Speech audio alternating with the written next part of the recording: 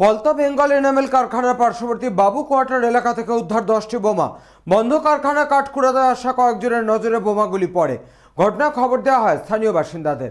তাদের তরফ থেকে খবর দেওয়া হয় টিটাগড় থানা ও নোয়াপাড়া থানার পুলিশকে।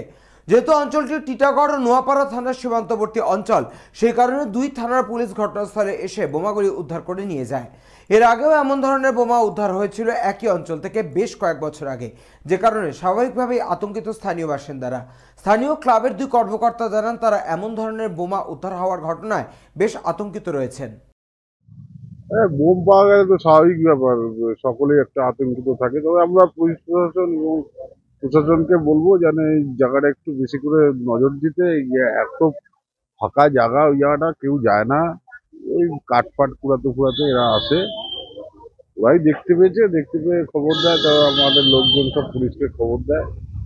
তো আমরা এসে পুলিশের সাথে সহযোগিতা করলাম, বালতি, তারপরে বালি, জল সমস্ত ব্যবস্থা করে দিলাম। দেখলাম 10খানা বোমের মতনই দেখতে, 10খানা জিনিস নিয়ে গেল। এখন বলতে পারবো না ওরা বোম কি না, সেটা পুলিশই বলবে।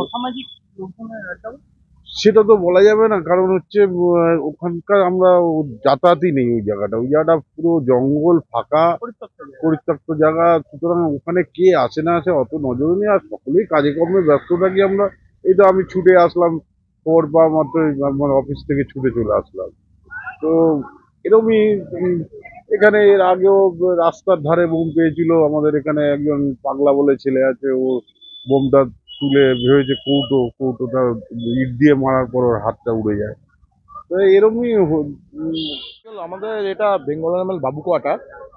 তো এখানে আমাদের পিছনটায় আগে বেঙ্গল এনিম্যাল ফ্যাক্টরি ছিল, ওখানে বন্ধ হয়ে যাওয়ার পর ওখানে জঙ্গল টঙ্গল ভর্তি। তো ওখানে কাঠ ফাট শুকিয়ে যায়, গাছ শুকিয়ে যায় কিছু।